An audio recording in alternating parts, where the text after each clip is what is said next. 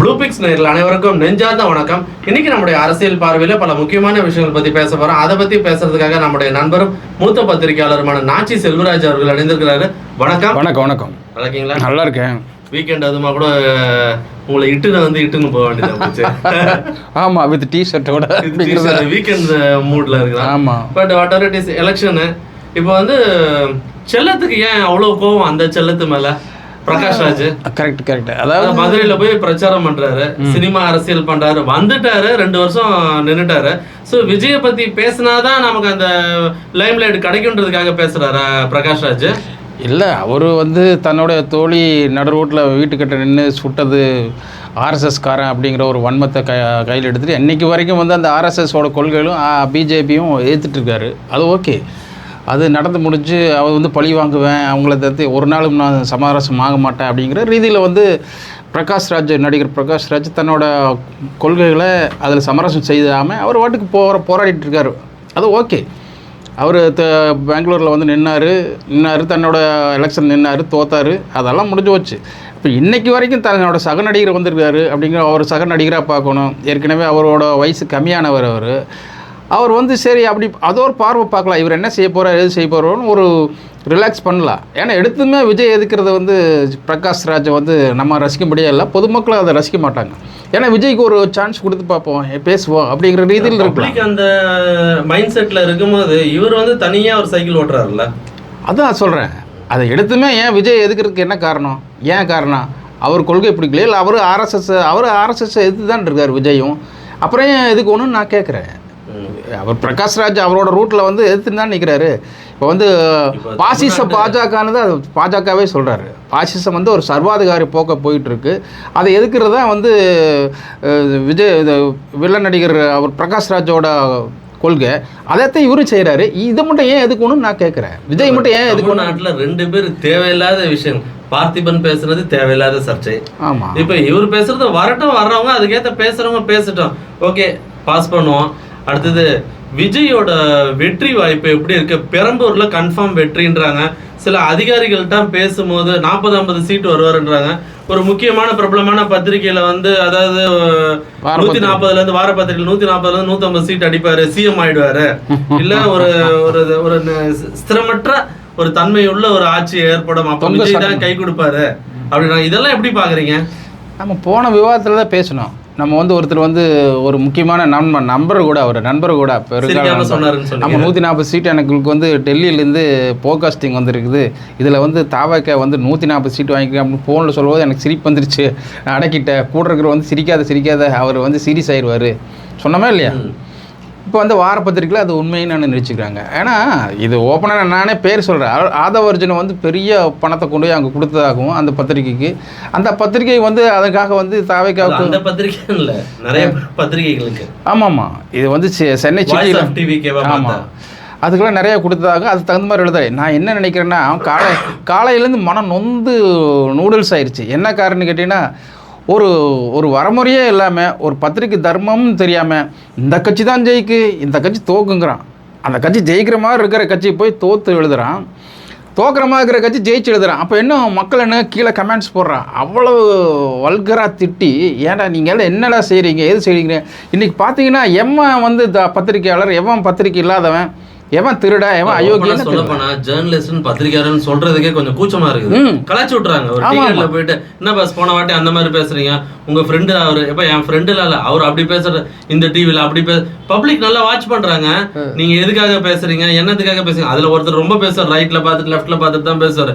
கமெண்டா பாத்தீங்கன்னா நாரகாசமா இருக்கும். அவரை பத்தி தானே அவரு இஷ்டத்துக்கு எழுதுறாரு. இப்போ இதெல்லாம் வந்து பப்ளிக் எப்படி தெளிவா இருக்காங்கல்ல?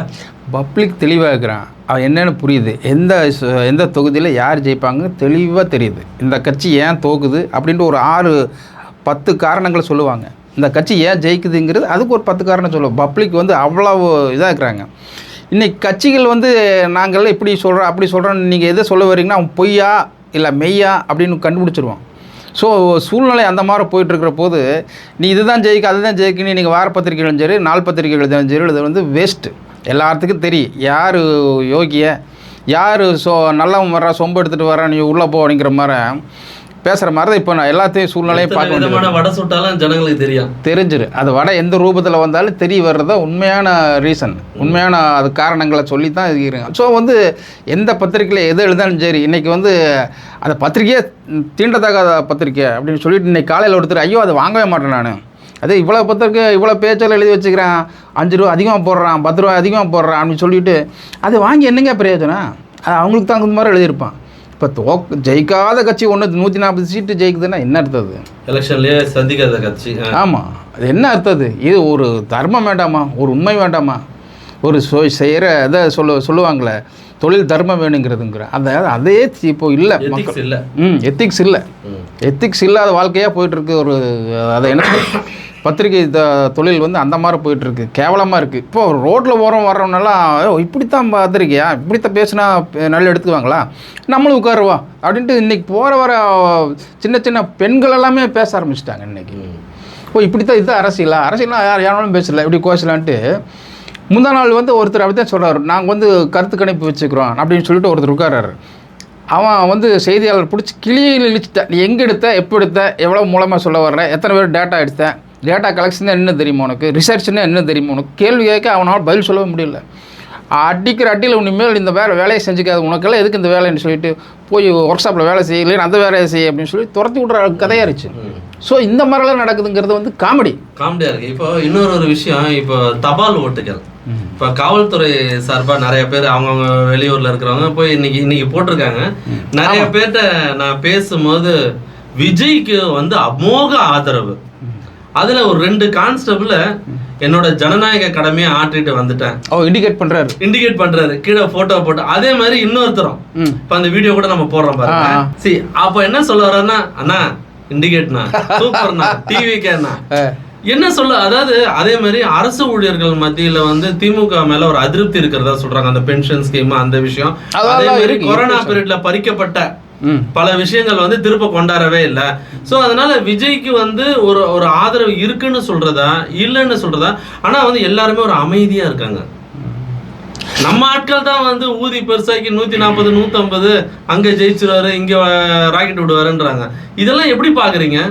எது எப்படியோ விஜய் வந்து எல்லாத்தையும் பேச வச்சுட்டாரு அப்படிங்கிற உண்மை ஒன்று முக்கியமாக. ரெண்டாவது அரசியல் சொல்லி கொடுத்துட்டாரு. ரெண்டாவது ஏதோ ஒரு குட்டையை குழப்பி திமுகவாங்கிற நிலையை மாற்றி ரெண்டுமே இல்லைடா அப்படிங்கிற மாதிரி சொல்லி அவங்க ஜெயிச்சிருவாங்களோ ஒரு வேலை, இவங்க ஜெயிச்சிருவாங்களோ ஒரு வேலை அப்படிங்கிற பூதாகரமான ஒரு பெரிய பூதத்தை முன்னிறுத்தி தவகாங்கிறது விசில் அடித்து அதே மீது கலாட்டா பண்ணிட்டார். 2026 என்றைக்குமே அதாவது தமிழ்நாட்டில் இந்த மாதிரி ஒரு எலெக்ஷன் பார்த்ததே இல்லை. இதுதான் ஒரு புதுமையான எலெக்ஷனாக இருக்குது. 6 முனை போட்டி அப்படிங்கிறது வந்து முக்கியமான பார்க்கப்படுது. விஜய் வந்ததுக்கப்புறம் மறுபடியும் ஒரு 2 கட்சி வந்துருச்சு. சசிகலாலும் இவரும் ராமதாஸ் அவர் தனியாக போட்டது. ஸோ வந்து என்றைக்குமே சந்திக்காத ஒரு தமிழ்நாடு தேர்தல் இன்னைக்கு இந்த முறை புதுசாக இருக்குது. அதுக்கு காரணம் வந்து முக்கிய காரணம் விஜய் தான். விஜய் என்னென்னு கேட்டிங்கன்னா, அவங்க கிட்டத்தட்ட ஒரு கூட்டத்தை போட்டு 20,000 பேர் 30,000 பேர் ஒரு இடத்துல வந்து திடீர்னு கூட்டுறது வந்து சாதாரண விஷயம் இல்லை. ஆனால் அவருக்கு ஒரு அதிர்ஷ்டம் அப்படி தான் சொல்லணும். திடீர்னு எல்லோரும் வர ஆரம்பிச்சிட்டாங்க. சென்னையில் தான் அது அதிர்ஷ்டம்ன்றது ஒரு கட்டத்தில் சொல்லிகிட்டு இருந்தோம். ஆனால் இப்போ அவருக்கு வர்ற கூட்டம் கன்ஃபார்மாக அது ஓட்டாக மாறப்போகுது. ஆனால் அது மட்டுமே ஓட்டு இல்லை, வீட்டில் இருக்கிறவங்க மற்றவங்களோட ஓட்டு டிசைட் ஃபேக்டராக இருக்கு. ஸோ அதனால விஜயோட இப்போ பெரம்பூரில் இருக்கிற சில நண்பர்கள்ட்ட பேசும்போதும் விஜய்க்கு ஒரு அபரிதமான ஒரு ஃபேன் பேஸ் இருக்கு. ப்ளஸ் அங்கே இருக்கிற ஜனங்க மத்தியில் வந்து கிறிஸ்டியன்ஸ் ஓட்டு ஜாஸ்தியாக இருக்குன்னு சொல்கிறாங்க. ப்ளஸ் அது இல்லாமல் எல்லா தரப்பு மக்களும் இருக்கிறாங்க. ஸோ விஜயோட கூட்டத்தை வந்து எப்போ வருவார்னு, அதாவது வந்து இப்போ லேட்டஸ்ட்டாக ஒரு வீட்டுக்கு போயிருக்கிறாரு. ஆனால் தொடர்ச்சியாக அவர் ரத்து பண்ணுறது மட்டும் தான் மைனஸ் பாயிண்டாக பார்க்குறாங்க. அது யாருமே பார்க்குறது, மற்றவங்களுக்கெல்லாம் அது வந்து பெரிய விஷயமா இருக்குது, ஆச்சரியமாக இருக்குது, இது பண்ணுறது. ஆனால் விஜயை பொறுத்த வரைக்கும் அது திட்டமிட்ட பிளான் தான். அந்த கிரேஸ் வச்சு. ஆமாம், அது சும்மா வந்து வெளியே வந்துட்டு டெய்லி வந்து முகத்து கட்டிகிட்டு இருந்தால் நம்ம கிரேஸ் கம்மியாயிரு, எப்போதோட வரணும், எங்கடா வரமாட்டாரா அப்படின்னு மக்கள் ஏங்கணும். அப்போ வந்தால் தான் வந்து அவருக்கு ஒரு கெத்தாக இருக்குது. அந்த பாலிசியை விஜய் எடுத்திருக்காரு அப்படிங்கிறது எத்தனை பேருக்கு தெரியும்? அதுதான் உண்மை. இப்போ 10 கூட்டம் இருக்குதுன்னா 10 கூட்டத்தையும் வந்து அறிவிச்சிடுறது. இதுக்கு வருவாங்க, இதுக்கு வராங்க. அவங்க ஊருக்காரெல்லாம் ஐயோ வருவாருன்னு பாட்டுருக்கு. அப்போ வரமாட்டார்.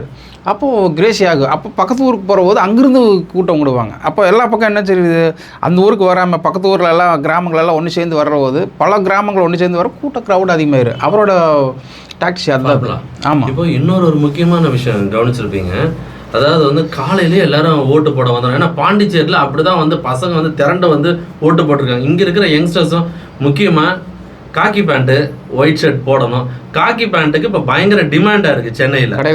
கிடைக்கல, எல்லாரும் அந்த ட்ரெஸ்ஸை வாங்கணும். ஸோ ஒரு மாதிரியான ஒரு விஷயத்தை கொண்டு வந்திருக்காருல்ல விஜய்.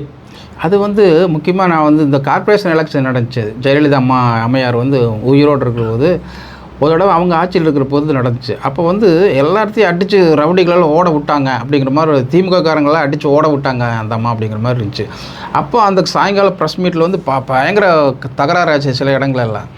அந்த சூழ்நிலையில் அந்த அம்மா ப்ரெஸ் மீட் கொடுக்குறாங்க. அப்போ கொடுக்குற போது திமுக இளைஞரணியோட யூனிஃபார்ம் என்ன, கருப்பு பேண்ட்டு வெள்ளை சட்டையா?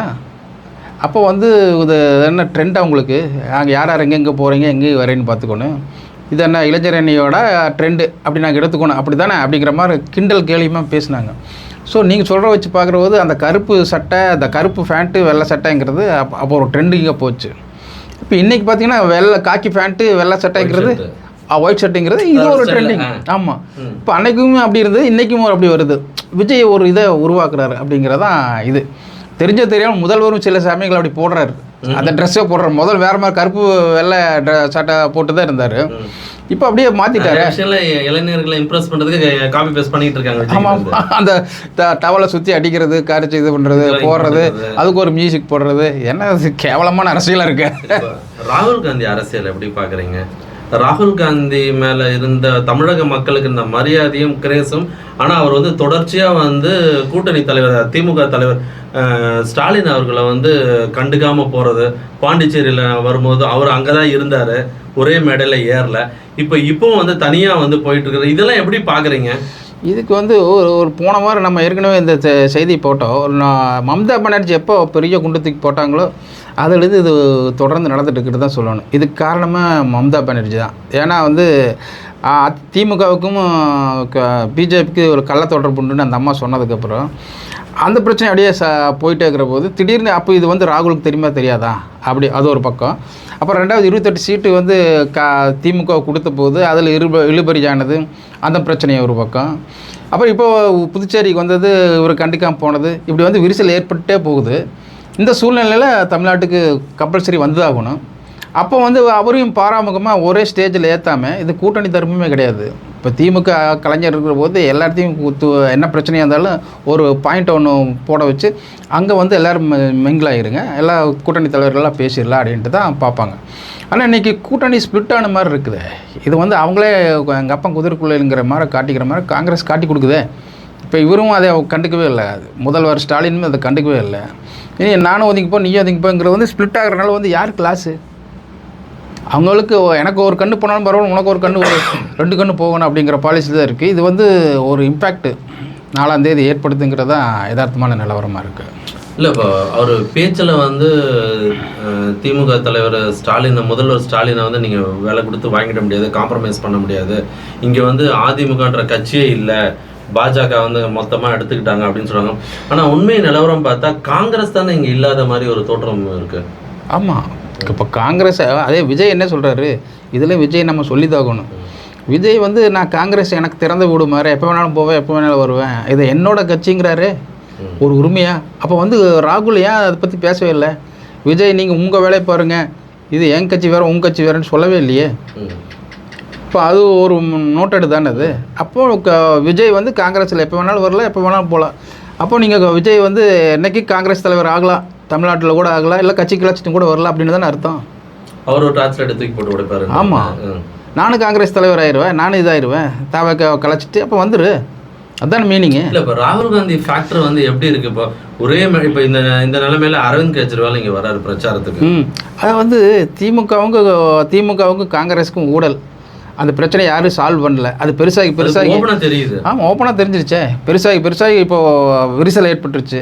அதை வந்து நீ போனால் உன்னை பற்றி எனக்கு கவலை இல்லை அப்படிங்கிற மாதிரி திமுக பார்க்குது. நானும் அதுவும் பயந்துட்டு ஒரு பக்கம் பட்டும் படாமல் விட்டும் இல்லாமல் உறவும் இல்லாமல் உங்களோட நான் இருக்கிறேன் அப்படின்னு சொல்லிட்டு காங்கிரஸ் கட்டிகிட்ருக்கு. ஆனால் திமுக ஒரு பக்கமும் இது இல்லை. அப்போ அவங்க காங்கிரஸுக்கு ஓட்டு கேட்கவே இல்லையே. பெருசாக ஒன்றும் கூட்டணி கட்சிக்கு காங்கிரஸுக்கு கை சின்னத்தில் ஓட்டு போடுங்கன்னு எங்கே சொல்கிறாரு அவர்? இது இவங்களும் போய் உதயசூரியன் சின்னத்தில் ஓட்டு போடுங்க எங்கே சொல்கிறாங்க? பெருசாக ஒன்றும் இல்லையே, ஒன்றுமே இல்லையே. இப்போ கூட்டணியே இதாகிடுச்சு. ஏற்கனவே பிரேமலதா ஒரு பக்கம், திருமாவளவன் ஒரு பக்கம், இது எதுக்குமே உதவாத திருமாவளவன் இங்கே வந்து இருந்துட்டு பொற்கொடிக்கு வந்து ஆதரவு கேட்டு இது பண்ணுறாரு. உங்களுக்கு எதுக்கு இந்த வேலை?